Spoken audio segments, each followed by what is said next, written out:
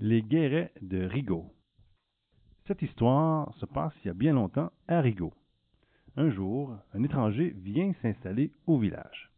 D'où vient-il? Personne ne le sait. En plus, il n'est pas très sympathique. Il a même l'air méchant. Cet homme décide de cultiver un bout de terre pour y faire pousser du blé d'un côté, des pommes de terre de l'autre. Quelques voisins essaient parfois de lui parler, mais lui n'est pas très bavard. Il est plutôt mystérieux. Il vit seul, sans amis ni famille. Avec le temps, les villageois ont fini par apprendre son nom. Il s'appelait José. Quelques semaines après son arrivée, il se décide à parler. Mais ce qu'il dit choque les braves villageois.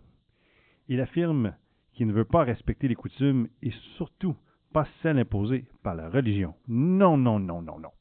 Il ne veut rien savoir de personne. Bien vite, on le surnomme José le Diable. Les mamans disent qu'il est encore plus terrifiant que l'effroyable bonhomme Chateur. Alors, les enfants ont peur et restent loin de son terrain. Pas question de les jouer à la cache-cache dans son blé. Non, non, non, non, non. Ou de ramasser quelques pommes de terre pour le souper. Un dimanche matin, des paysans aperçoivent José le Diable qui se dirige vers ses champs. Cela n'est jamais vu. En ce temps-là, on ne travaille pas le dimanche. Non, non, non, non, non, non. Car la religion l'interdit. Ça te portera malheur ce que tu fais, l'avertit un vieux paysan. C'est ça. À qui va entretenir mes cultures si j'arrête de travailler le dimanche? C'est mon seul gagne-pain. Je ne peux pas cesser le travail pour faire la grasse matinée, moi, grogne-t-il entre ses dents. Et sans attendre de répondre, José le Diable poursuit son chemin. Comment croit-il que tout ce blé va être récolté si personne ne le fauche? Est-ce que c'est leur bon Dieu qui va leur donner de pain cet hiver?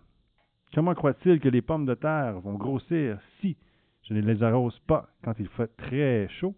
Moi, il faut que je travaille, bougonne-t-il. Au village, en réalité, tout le monde est bien étonné depuis son arrivée. Les plants de pommes de terre de José le Diable semblent pousser plutôt bien. Le blé a l'air de bien profiter de tout son travail. Assurément, il aura une très belle récolte.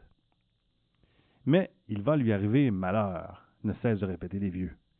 Il ne devrait pas travailler quand c'est interdit. Non, non, non, non, non. Donc, ce dimanche-là, comme chaque dernier jour de la semaine, les cloches de l'église du village se mettent à sonner. Ding dong, ding dong. Mais José, lui, est au travail. Pour se donner du courage, il lance de gros mots en direction des villageois. Paresseux, gros nigauds qui croient que tout ce qu'on leur raconte à l'église. Vous ne connaissez rien, rien, rien. Non, non, non, non, non. C'est alors que tout à coup, sans crier gare, des milliers de cailloux tombent du ciel sur José le Diable et sur ses champs. Pac, pac, tac, tac, tac, tac, tac, tac, tac, tac. Le beau blé blond est écrasé. Les plants pommes de terre est aussi, et l'étranger aussi est aplati. Au village, c'est la terreur lorsqu'on entend tomber les pierres. Tout le monde se précipite à l'extérieur pour voir qu'est-ce qui se passe. On se rend vite compte qu'il est arrivé quelque chose dans les champs de José le Diable. On l'avait bien prévenu, disent les vieux.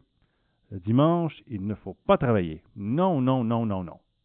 Il ne faut pas désobéir aux règles, sinon la punition est très sévère. Alors, depuis ce jour, surtout les soirs de tempête, on entend des soupirs et des appels plaintifs provenant des champs de José le Diable.